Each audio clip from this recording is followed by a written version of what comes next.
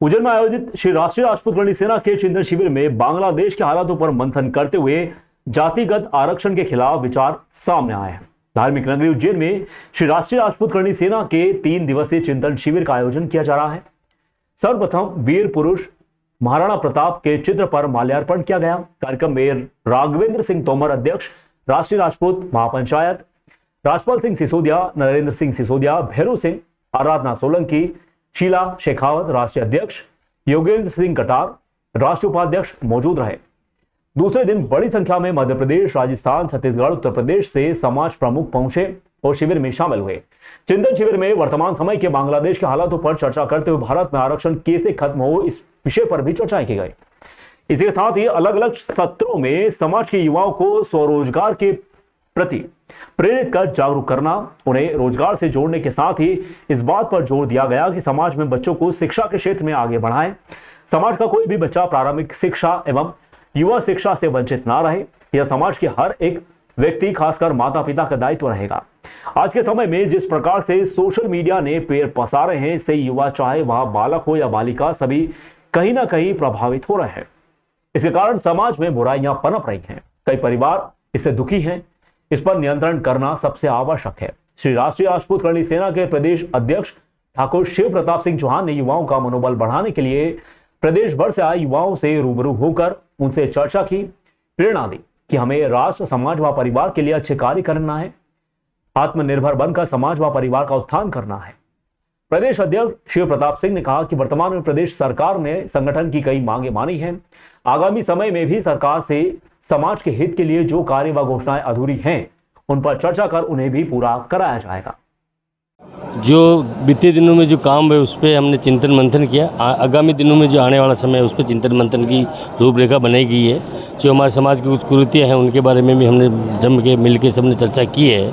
और जो राजनीतिक पार्टियाँ हमारी अनदेखी कर रही समाज की, उस पर विशेष फोकस हम कर रहे हैं। आने वाले समय में हमें किस तरीके से, किस रूपरेखा से काम करना चाहिए जिनसे सरकार को इस बात का एहसास हो कि क्षत्रिय समाज की अनदेखी इन पर कितनी भारी पड़ती है। उसी को लेकर के, सामाजिक बातों को लेकर के, मुद्दों को लेकर के, और जो समय बीता और जो समय आने वाला उनके बारे में चर्चाएँ हमने की है और पूर्ण रूप से सफल हुई है। और आगामी कुछ दिनों में यही महाकाल की नगरी में राष्ट्रीय चिंतन शिविर भी रखने का हमने एक जो रूपरेखा बनाई है। पूरे भारत के जो हमारे 24 स्टेट में हमारा जो संगठन काम कर रहा है भारत में, वो सारे प्रदेश अध्यक्ष यहाँ आएंगे और आगे की पूरे देश में किस तरह हमें काम करना है उसकी एक रूपरेखा बनाएंगे। जो ये चिंतन शिविर हुआ है, इसमें जैसे आप जैसे भाइयों ने कई प्रस्ताव रखे हैं कि ये प्रस्ताव पे हम काम करें, तो उन प्रस्तावों को हमने देखा है और उनके जो अभी कार्य हैं वो करनी सेना संभालेगी और उन कार्यों को जल्द ही पूरा करेगी।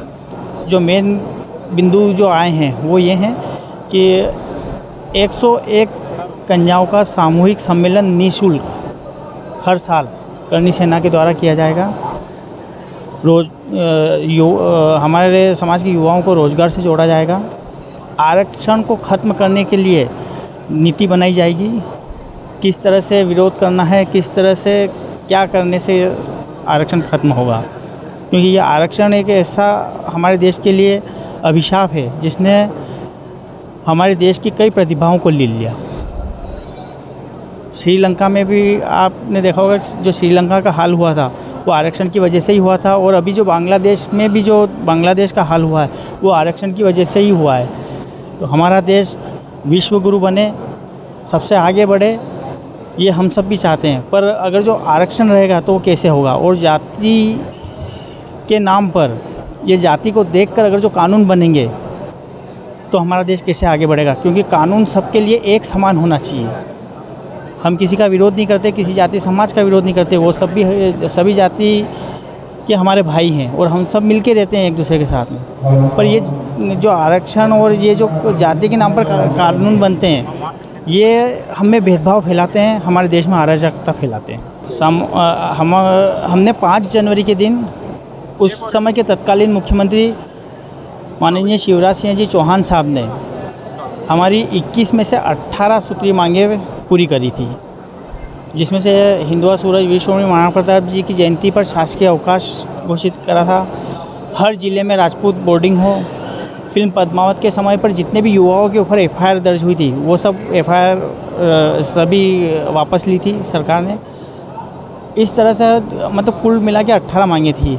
उन 18 मांगों में से करीबन 5-6 मांगें हमारी अभी और अधूरी रही है। जैसे राजपूत महाराणा आयोग का भी उन्होंने उस समय गठन करने का वादा करा था और फिर चुनाव आ गए थे। एक राजपूत महाराणा लोक बने तो महाराणा लोक के लिए तो उन्होंने उस समय 100 करोड़ की राशि डाल दी थी और महाराणा लोक का भोपाल में निर्माण भी चल रहा है। फिल्म ये रानी माँ पद्मावती की भव्य प्रतिमा भी उन्होंने लगाई और विपिन रावत उस समय जो शहीद हुए थे उनके लिए भी उन्होंने मूर्ति लगाने का भी वो बोला था। तो उसका भी काम चल रहा है वैसे तो बाकी मांगे तो हमारी पूरी हो गई थी, पर 6-7 मांगे अधूरी रह गई थी। अब उसके लिए हम माननीय अभी के जो माननीय यशस्वी मुख्यमंत्री आदरणीय मोहन यादव जी जो हैं, अभी हमारी उनसे मुलाकात का चल रहा है।